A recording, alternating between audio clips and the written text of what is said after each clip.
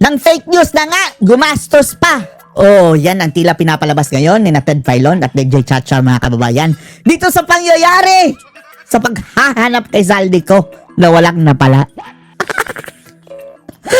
Mali na nga daw, mga kababayan, yung style nilang pag-anunsyo ng hindi pa beripikado, mga kababayan, na nahuli na si Zaldico. Na yun pala, hindi, mga kababayan. Wala na sa Prague, Czech Republic. Nagpadala pa, mga kababayan, ng mga tauhan nila doon. Gamit ang pera ng taong bayan. Para lang sa wala. Para lang sa wala. Na isang tawag lang daw yan, mga kababayan eh. Pwede naman daw utusan ni Bangag, mga kababayan, ang Philippine Embassy nandoon sa The Prague, Czech Republic. Para yun ang pagbe-verify, mga kababayan, at hindi na magpadala ng taga-DFA na galing pa dito at gagastos pa tayo. Hindi nila ito ginawa, mga kababayan. Tapos ngayon, pati itong pagkakamali nila sa pag-aanunsyo, eto pa ang nagiging issue. Oh. Panoorin niyo po Palagay ko ngayon, mukha ho talagang mahihirapan na pong ipaliwanag itong mga pangyayaring ito. Kasi mahihirapan na silang ipaliwanag. Papunta po dyan sa Prague at lumalabas po na bago ho sila pumunta doon, wala pa ho yatang talagang formal na ugnayan muna. At wala din silang napala. Gumastos pa, no? Oh, sabi ni Ted Filon. Tapos, wala na pala doon. Samantala, mga kababayan, isang tawag lang sana ang gastos natin sa Pilipinas. At isa pa, bakit hindi ang ating embahada ang mag-process doon, mga kababayan, sa lugar na iyon? Kinakailangan pa talagang magpadala doon galing sa Pilipinas na mayroon naman tauhan si Bangag doon, mga kababayan. Philippine Embassy. Opo, at mga impormasyon na dapat po talaga nilang masiguro na makukuha nila dito po sa kanilang pagpunta doon sa Prague. So ano ba ang pinakahuli? Ano ba ang latest Marites? Wala na! Ang latest Marites, may bago ng kahulugan ng salitang nahuli. Ang sabi ni Claire Castro, ang nahuli is stop daw, stop. Oo, di ba? Hindi naman ibig sabihin pag ginamit mong salitang nahuli, Okay. ay nahuli na. Sige. Tama? Pero ito, mga kapatid, Stop daw. ang mga nag-aabang po dyan kung nasaan na si Zaldico, isa lang ang malinaw. Hindi pa rin po alam kung nasan talaga ngayon si Wala na sa jurisdiction ng Czech Republic. Yan ang maliwanag. Nakatakas na. Zaldi. Pero inanunsyo na po ni DOJ Secretary Frederick Vida na wala po sa kustodiya ng Czech Republic etong dating kongresista. Wala na. Wala na. Okay. Oo, dahil Sige. naharang daw po Bilisan ito. mo, nagmamadali na kami. Ba't ka pa ipay dyan ay? Initan ka ba? Oo, Bilisan. napaypay ka kasi. Pero yun nga, mga kapatid, ang sinasabi, hindi ako naiinitan sa ngayon Kasi dahil pag talaga mainit ang suot mo ay Hermes, hindi ka talaga maiinitan. Uy, salamat naman na tinignan mong Hermes. Nabili ko lang yan sa isa sa ukayan sa Hermes. Makati. Maraming salamat. Sa halagang 300 pesos pag ako nagsusuot, nagmumukhang Hermes, di ba? Oo, ayos ba? Ang nahanap ko sa ukayan. Pero ito nga, mga Anong update? ang sinasabi, kaya daw nagkaroon ng intervention. Yun yung ginagamit na salita kasi ng Intervention. mga Czech Republic officials. So, hindi pala nahuli. Hindi nga nahuli ang term ng Czech Republic, mga kababayan. Intervention. Parang nasita. Nasita lang, mga kababayan. Naharang siya sa isa sa mga checkpoints nasita. dahil yung kanya daw dalang passport ay expired na. Okay. Hindi rin daw po malinaw ngayon kung meron talaga siyang Portuguese passport, pero malaki ang posibilidad na golden visa yung hawak niya. Wow, golden visa. Mahal yan, mga kababayan. Kailangan ka ng properties Ito yan. yung pag nag-i-invest ka o bumibili ka ng malalaking property sa isang lugar. Baka yung properties na galing din sa mga kababayan. Galing din sa maleta ang pinambili. Pero sinasabi ng ating mga government officials, pagka daw pala golden visa ang hawak mo at kinansela na ang pasaporte mo, automatic makakansela din daw ang golden visa. Pero doon, Pero hindi tayo sigurado kung tama ba yung balitang iyon. Pero, what if mayroon siyang mga kababayan? Passport from other countries na parang kagaya ni mga kababayan ni Gibo, mayroong Maltese passport. Pero ang malinaw, mga kapatid, hindi sigurado kung nasan si Zaldi, hindi rin sure kung nag-apply ba siya ng asylum dito sa Czech Republic, at hindi raw sure kung nasan siya ngayon. Pero ang So para saan yung mga kababayan? Buladas ni Marcos. sigurado meron. Ang mode of transportation niya sa ngayon na ginagamit ay by land at paikot-ikot lang daw po siya sa mga bansa sa Europa. Paikot-ikot Hindi pa lang. sure kung saan. Ikot. Sinasabi din kahapon doon sa balita. Oo. O sige, kung ikaw si spokesperson, mamaya sa Ayan, ano na kayong sasabihin mga kababayan, pero nag-anunsyo na eh. Gleraline Castro, wala tayong press briefing for today. Oh, nag-post na siya mga kababayan. Bakit wala press briefing? Natatakot kayong mapagtawanan? Kansilado ang press briefing mga kababayan. Nag-anunsyo na sila. briefing, ano ang sasabihin mo? Paano kung ikaw? Yes po, nasabi Ano na? natin noong nakaraan. Oh, palusot na naman. Nahuli si Zaldico. Nahuli ba? Di ba yun ang... Oh, yan sabi niya nahuli. Gusto mo pa-print natin ulit yung sinabi ng Pangulo last time? Oo. Hindi ba In custody. nakuryente? Parang nakuryente ang Pangulong Marcos custody. Jr.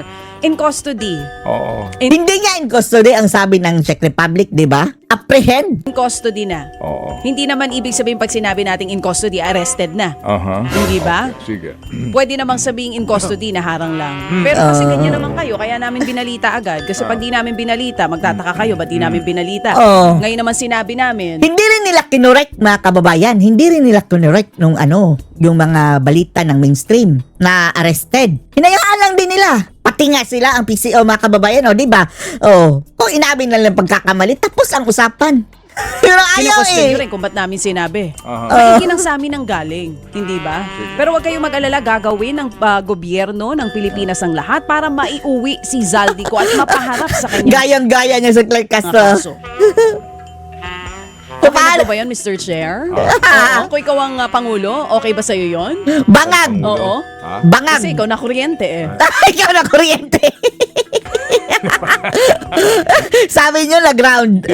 Hindi naman doon ang kuryente. Anyway. Ano pa ito? Nakuryente Semantics ba si- ito? Ito ba ay play of words ba ito? Ano ba itong mga balitang ito? Alright. So regardless, whether siya ba ay nahuli, na-detain, under custody, ang pinakahuling balita, hindi na po natin alam kung nasan na si Saldi ninyo. Nawawala na si Zaldico. Right? Pangalawa mga kapatid, hindi pa rin po kumpirmado kung talaga ho bang ito ay merong hawak na Portuguese passport. Tama.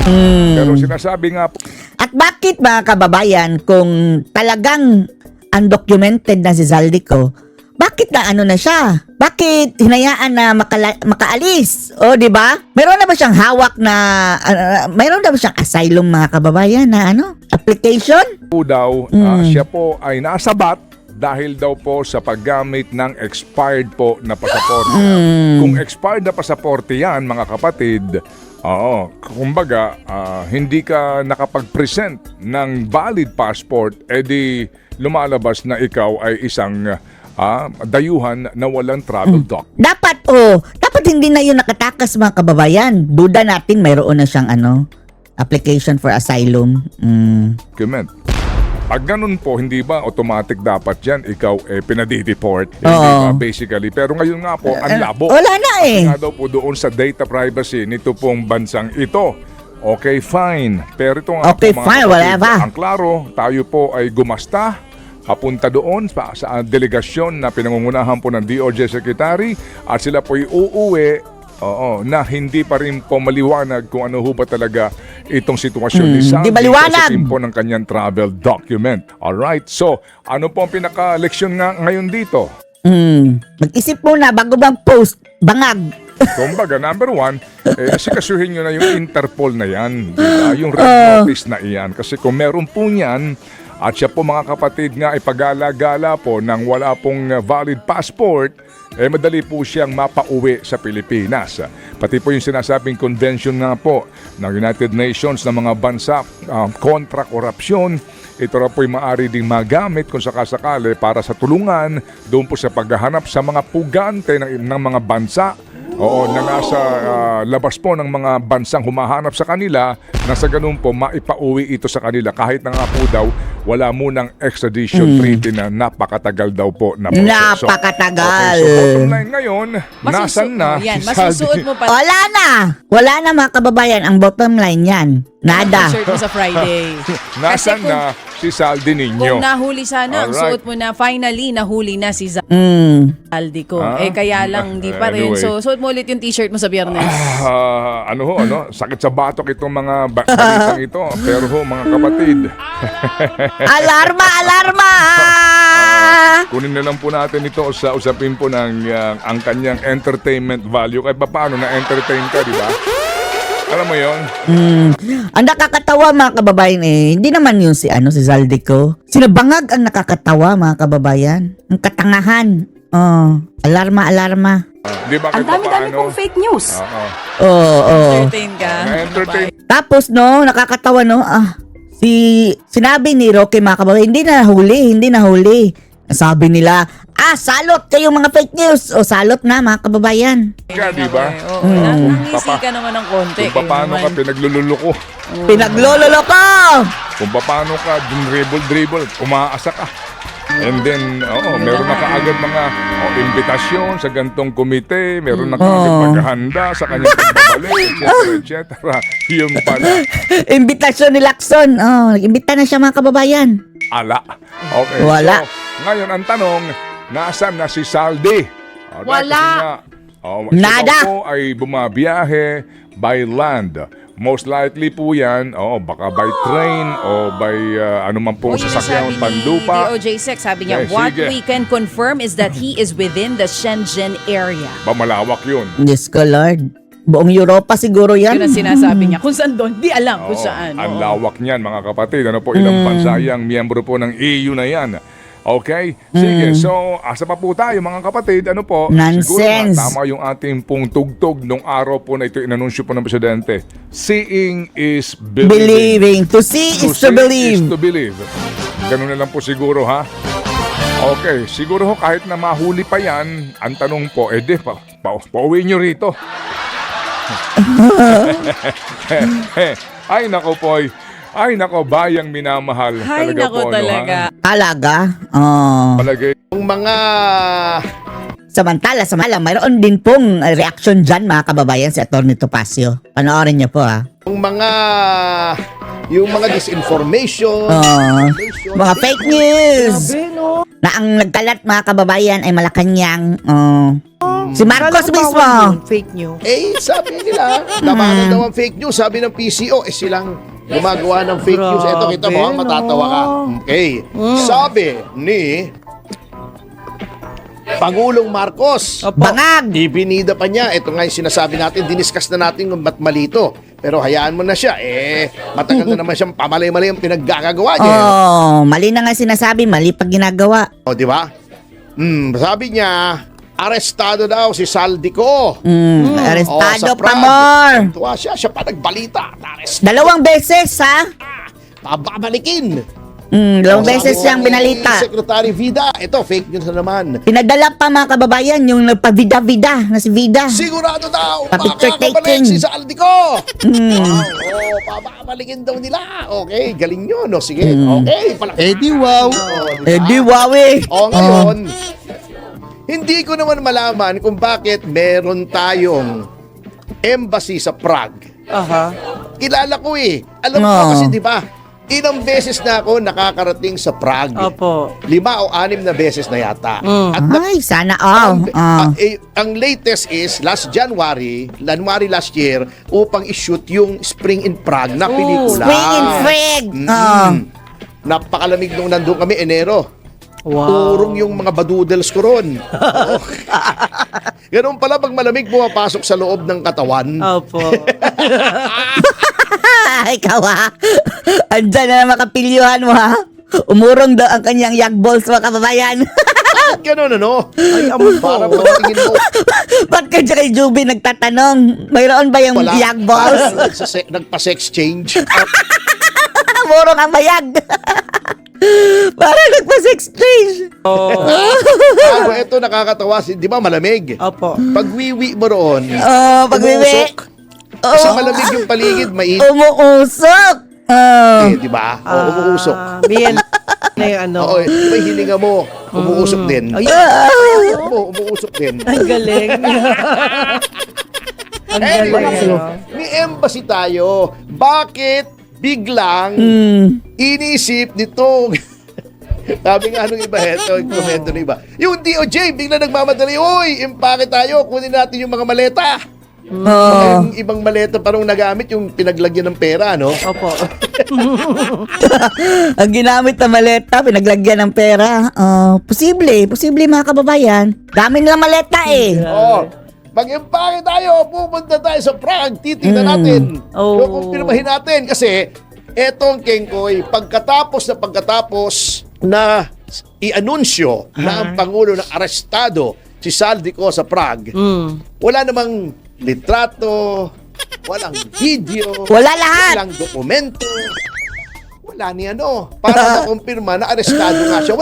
Tapos, binalita ulit mga kababayan, no? Paulit-ulit nilang binalita. Butata pala. Diba, Tuloy. sina Alice Guo, sina may Cassandra litrato. Leon, aresto sa Indonesia.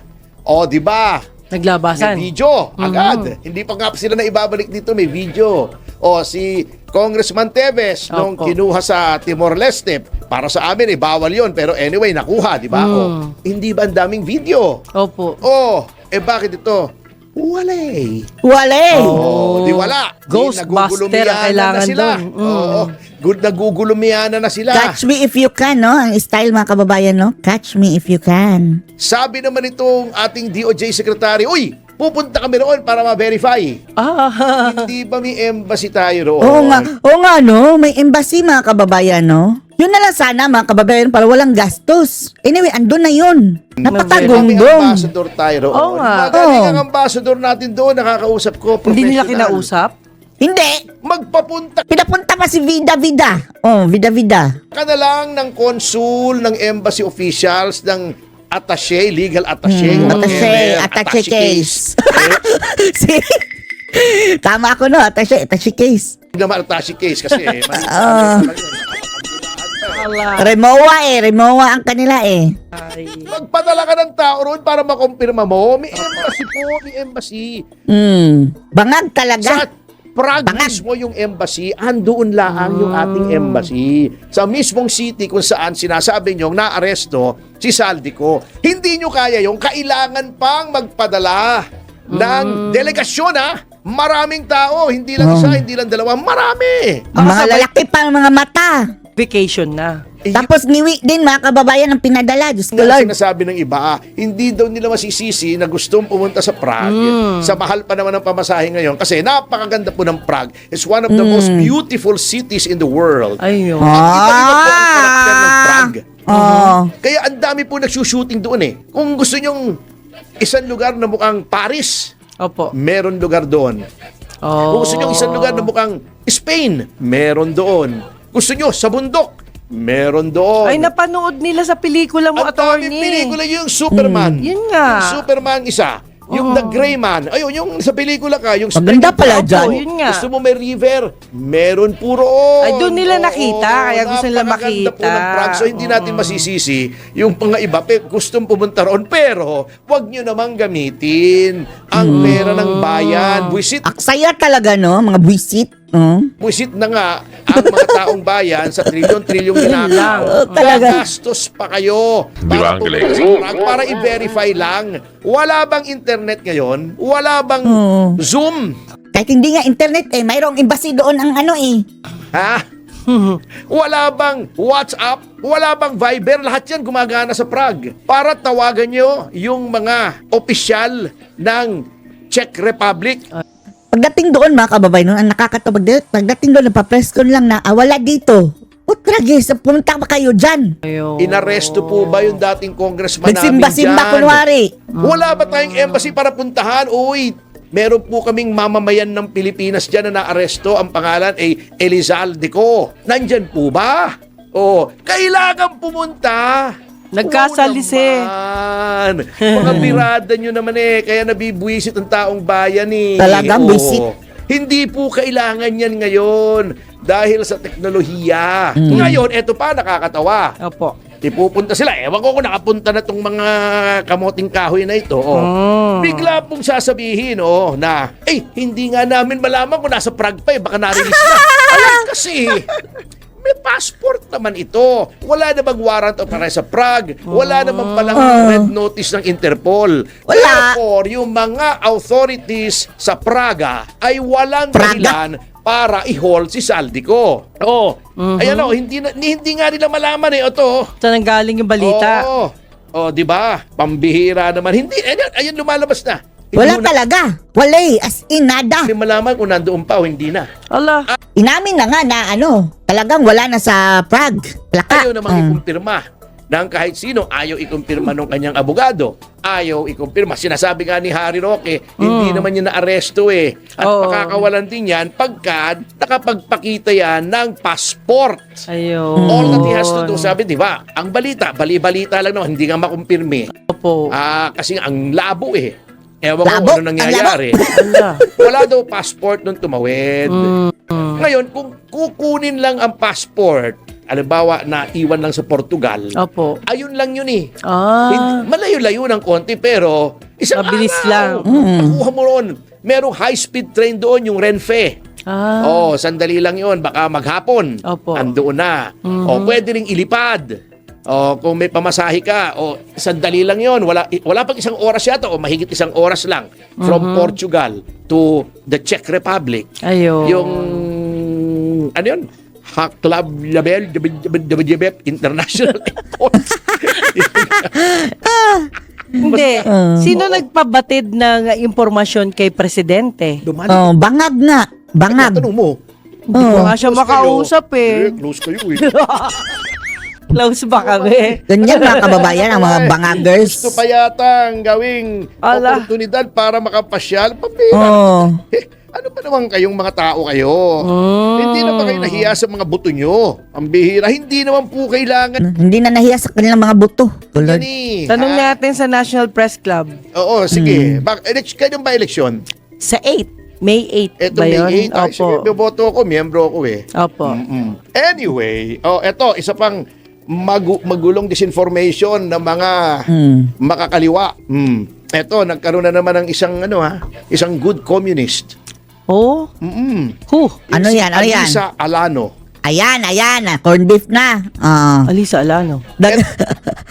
Kaya nasabi niyang the good communist mga kababayan is, mayroon kasing saying na ang mabait lamang na komunista ay ang patay na komunista mga kababayan. Good. The only good communist is a dead communist. Natatawa ko dito. May Alisa Alano kasing artiste. Kamag-anak ni Joel Alano, di ba? Sino yung Hindi Alisa? nakilala si Joel Alano. Maaga namatay yun eh, di ba ga? Opo. Oo. Si Joel Alano ay Ay, na-introduce Alisa Alano sa pala? pelikulang, Artista pala yan? ano ito? P.S. I Love You. Yeah. Oh, Alisa. Oo, siya yung nanliligaw kay Lampe Luis. Yes. Oo. Etong si Alisa Alano, ito yung sinasabi ko na Na corned beef na. Corned beef. Kaya pala, corned beef mga kababayan kay dahil makibaka. Huwag matakot. Makibaka mga kababayan. Baka is beef. Corned beef. kaipokrito nitong mga Hindi. Na corned beef dahil tagtad sa bala eh. Buti nga sa inyo. Buti nga mga kababayan na ngayon pa lang na na corned beef na yun sila dahil magsasalot pa yan mga kababayan eh. Marami pa yang mapapatay. Nag-iiyak ngayon ang mga NPA mga kababayan na namatayan sila. Samantalang napakadaming inambush mga kababayan na mga NPA iyan. Na mga sundalo na walang kamalay-malay mga kababayan. Grabe talaga. Patraidor pa ang kanilang ginawa. Landmine nila. Pinasabog, inambush, lahat mga kababayan, parang ini-JK talaga. Yung mga pulis na nakasakay sa patrol car na iilan lang sila mga kababayan ha? Ilang pulis lang tapos ang mga NPA, 50. Niraratrat nila mga kababayan tapos ngayon na corned beef sila, nag-iiyak si HR agad.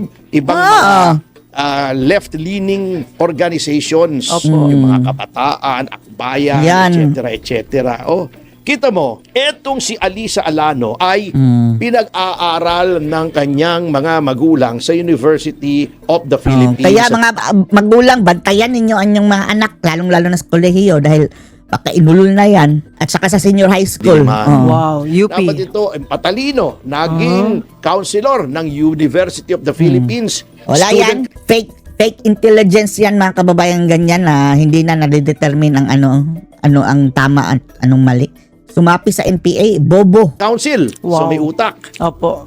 May utak pero corrupted mind. Nung ginawa nitong mga makakaliwang mga grupo. Ni-recruit. Ni-recruit. Oh.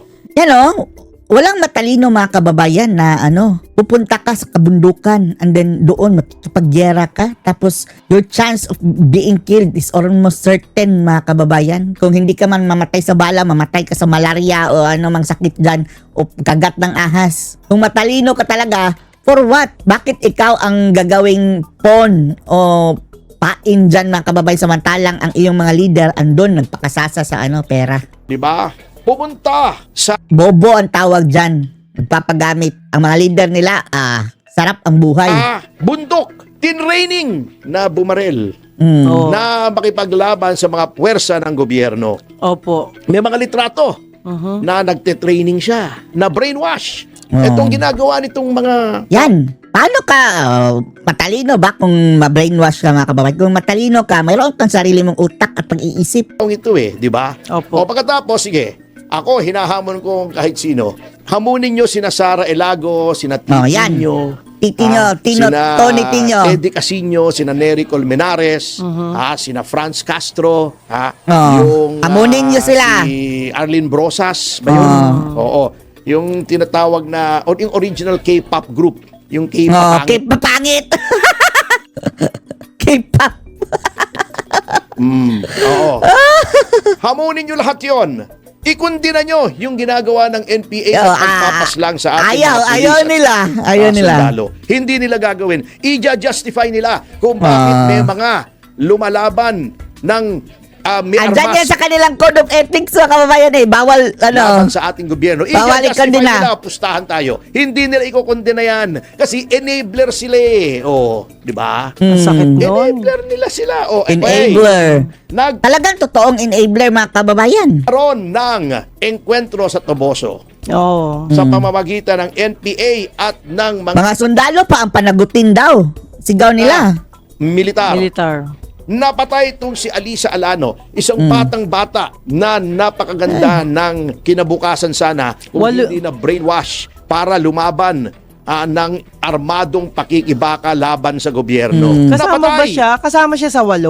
Oo, patay siya sa 8. Toboso. Magaganda 8 ba? 19? daw yun eh. Oh, okay.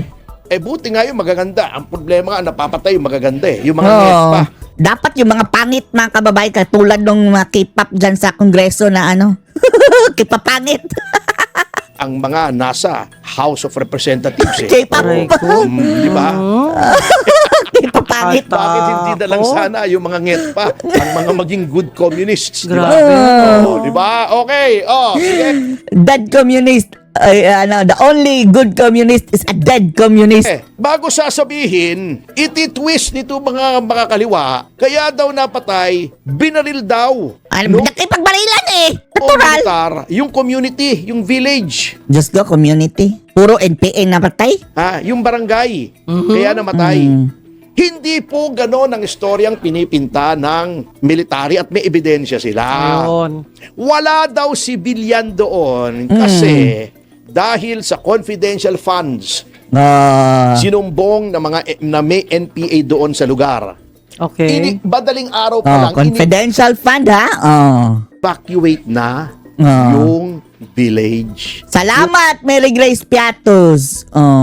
yung barangay. Kaya galit na Tinanggal galit ng mga na sila. civilian bago pumasok ang military. Ah. So ang natira na lang doon, puro NPA. NPA pa more. Ubos. Nagkwentro. Alam nyo, eto ang magtataka kayo at ako hindi nagbibiro, kukunin ko yung datos kay sa mga nakakaalam. Opo. Yan pong NPA na yan, ang napapatay yung mga bagong recruit lagi. Yun nga. Oo. Ginagawan lang alay Hindi yung mga matatanda. Bakit? Kasi yun ang sinasabak nila Pina Bibigyan natin frontline. ng datos yan. Oo. Frontliner. Yun Masakit ang yun.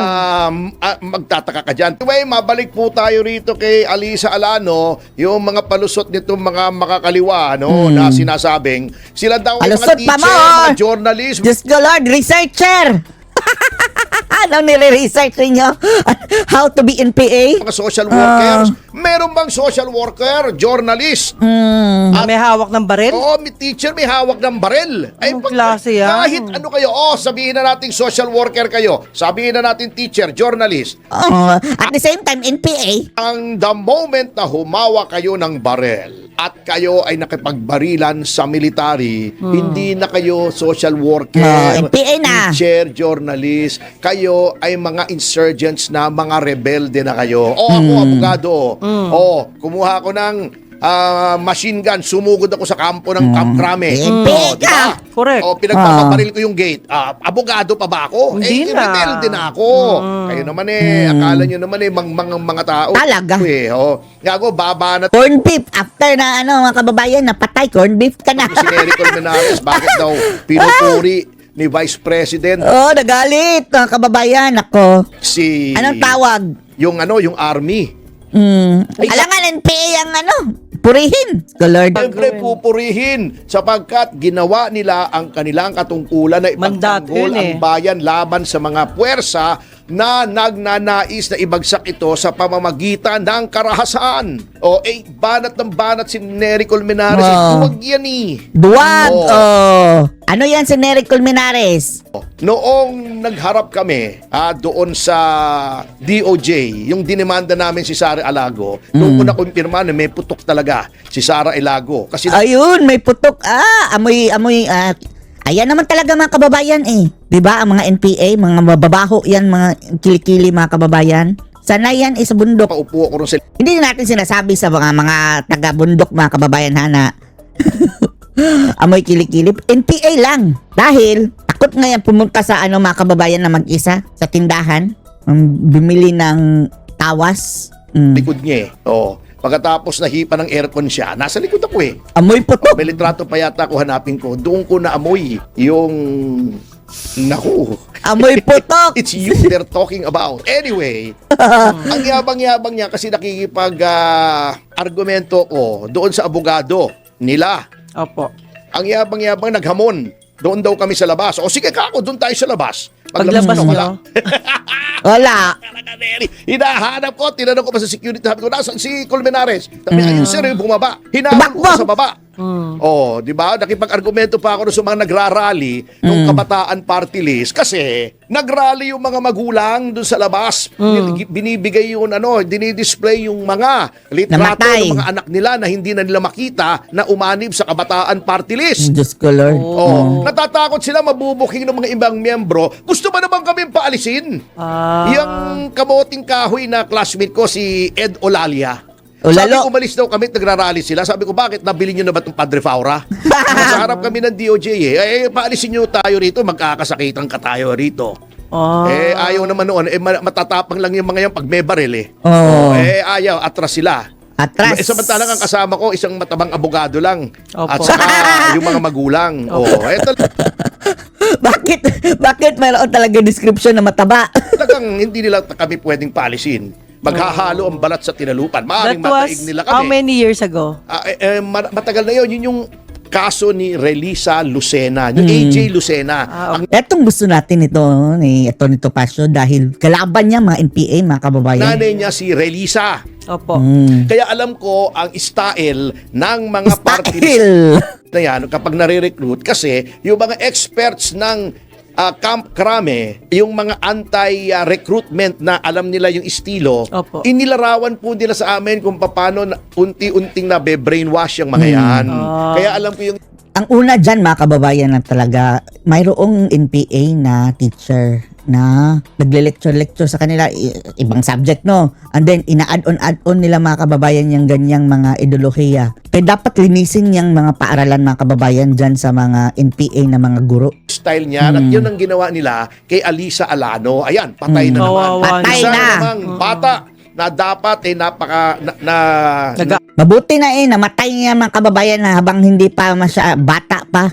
Kasi pag tumanda yon, delikado. Mas matinding, mga kababayan, pinsala ang gagawin nun sa Pilipinas. Corned beef.